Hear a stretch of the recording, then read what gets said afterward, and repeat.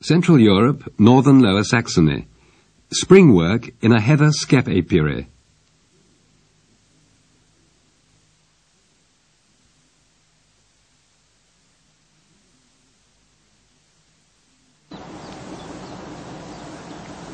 In the region of cultivated heathland, between Bremen and Hamburg, in Langenfelde near Zittensen, lies the farmstead of the head beekeeper, Georg Klintwort. His speciality is Skep beekeeping. A large Skep stand is directly adjacent to the house, the L-shaped home apiary, with space for 270 Skeps. This is where the majority of the standing stocks spend the winter. Its orientation to the east and the south provides them with a maximum of sunshine. During the winter, the entrances of the Skeps are shaded from the sun to prevent the bees being tempted out too early in the year. In March, if the weather promises to stay warm, the beekeepers remove the sunshades. Now it is time for the cleansing flight, during which the bees rid themselves of the excreta from their winter feed. The large-scale beekeeper also needs several big outstands for his 700 winter stocks. They are located on the periphery of the cultivated land, close to the virgin moorland with its sprinkling of birch, alder and willow trees. Closest to the farm is the outstand near Marschhorst. Its rectangular closed construction provides the Skeps with a maximum of protection against wind and weather. Many of the beekeepers' seasonal tasks are performed in this rectangular space.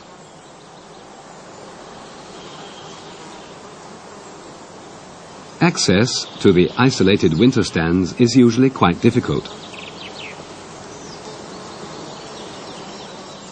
The single stand in woodland cover near Twistenbostel is also oriented to face the sun. Care is taken that the bees are able to fly straight out and find dry resting places on the grass in front of the Skeps. They have the necessary water supply close at hand.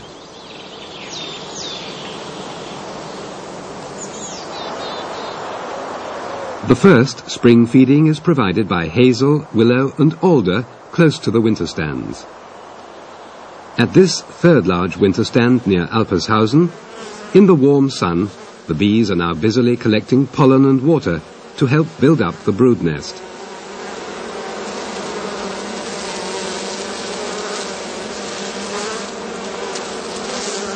By mid-April, it's time for Georg Klintwort to prepare the Skeps for the spring migration. In doing so, he takes the opportunity of inspecting the stocks to assess their condition. No beekeeper is ever without a smoker. The smoke from the smouldering tansy subdues the bees which are already actively tending their brood.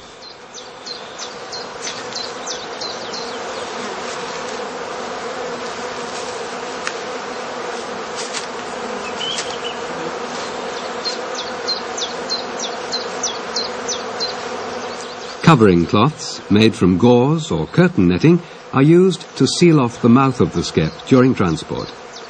They are bee-tight while allowing air to circulate.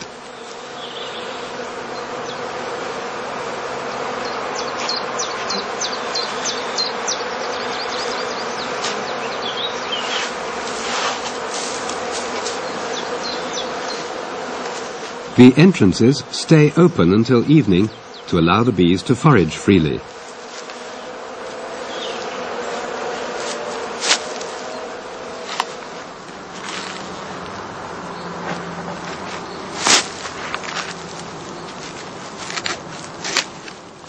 The cloth must not come loose during the long journey. To keep it tight, the corners are twisted up before they are fastened.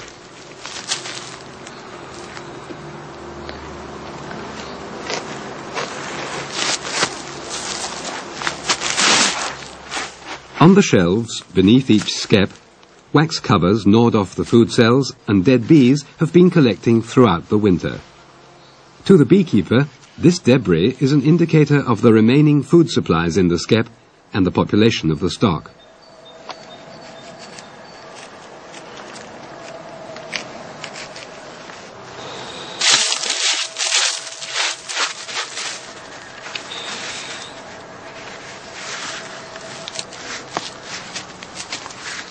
The fact that the bees have built on to the dark old combs at the bottom of the skep to enlarge the brood nest tells the beekeeper that there is a good queen inside.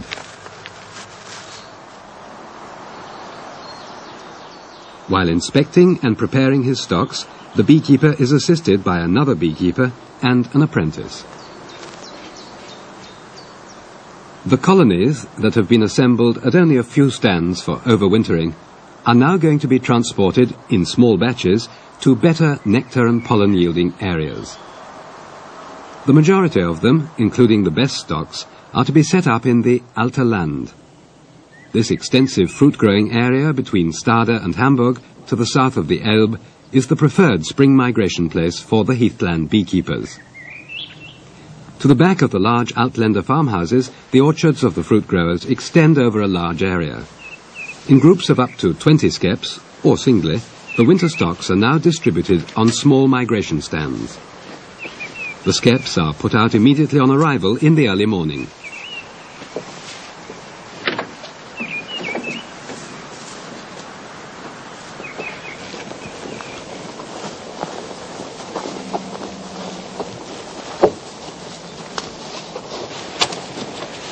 Before continuing his journey to the next migration stand, the beekeeper opens the flight entrance, which has been stuffed with moss or grass for transportation.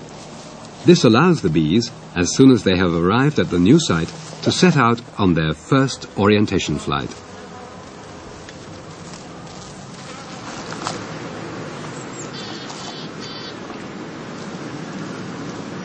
The same day, a portion of sugar candy is placed under each skep as bee food.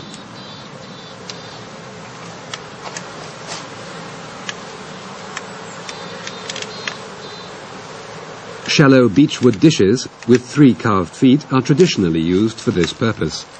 The feet prevent the bees from gluing the dishes to the shelf with propolis and wax.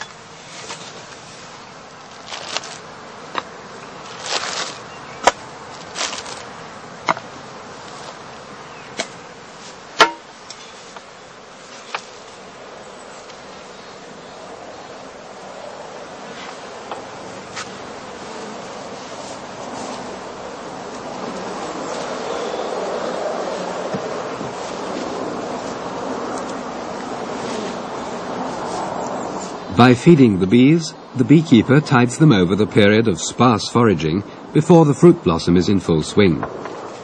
He prevents the stocks from being delayed in their early spring development. If food were in short supply, the bees would build fewer brood cells and thus interfere with the queen's egg-laying activity.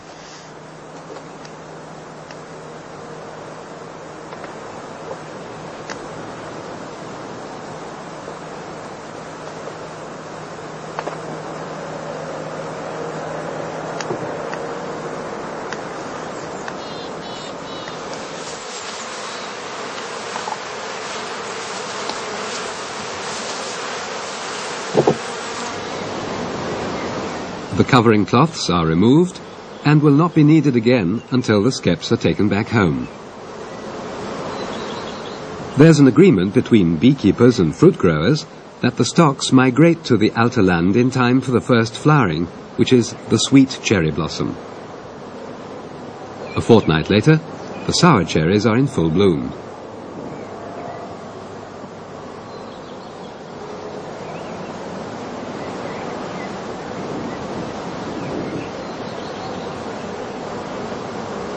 Pollen is collected into the pollen baskets on the bees' hind legs. The protein-rich pollen grains are used in rearing the already numerous brood in the skep, and thus help to promote the growth of the colony.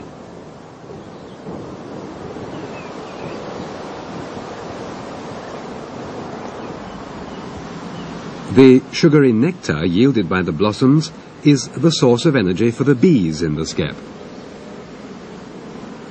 When the sour cherry blossom is over, the last blossoms to be worked by the bees in the Alte Land are pear and apple.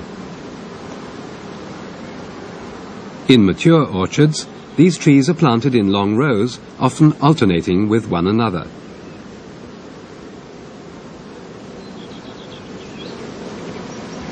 The small migration stands are distributed all over the orchard area. The fruit growers are keen to get the trees pollinated as thoroughly as possible.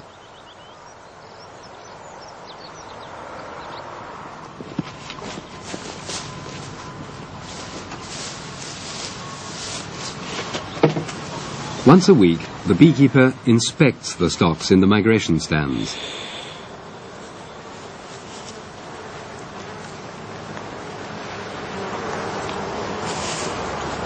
When a colony has developed vigorously, the bees begin to build large cells at the lower edge of the comb for the drones to be reared in. In order to encourage the bees to enlarge the brood nest for the workers instead, the beekeeper cuts out most of the so-called drone comb.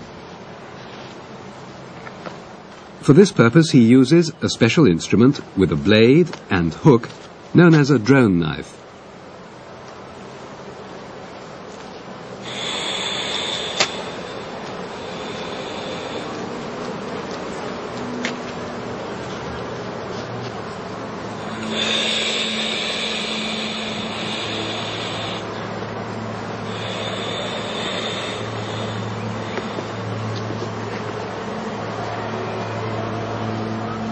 The pieces of comb removed in this operation are collected for melting down to wax at a later date.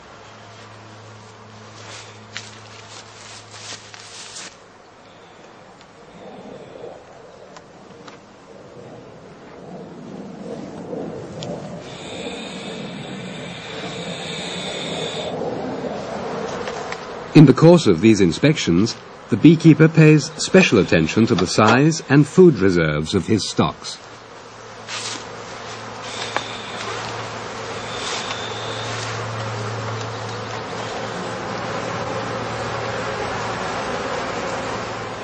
In good years, when the bees have lots of natural food, some of the sticky candy remains behind on the feeding dish. In years like this, the colony develops at a rapid rate, and the first queen cells signal the colony's readiness to swarm. A premature queen cell is being removed here as well.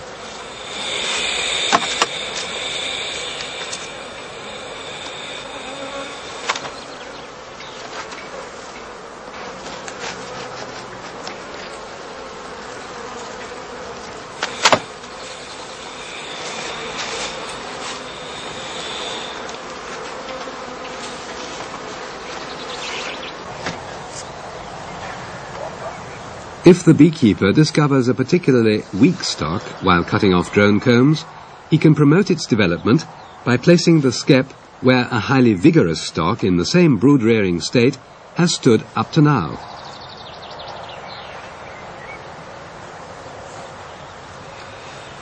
As the foraging bees always return to their accustomed location, this enables the beekeeper to equalize his stocks.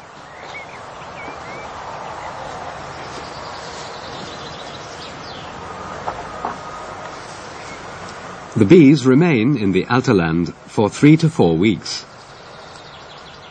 Their pollination activities are so important for the fruit harvest that the local fruit growers pay a fee for every stock that is placed in the orchards, whereas the beekeeper is interested in the rich early nectar and pollen yield for his colonies. So, fruit growing and beekeeping go hand in hand.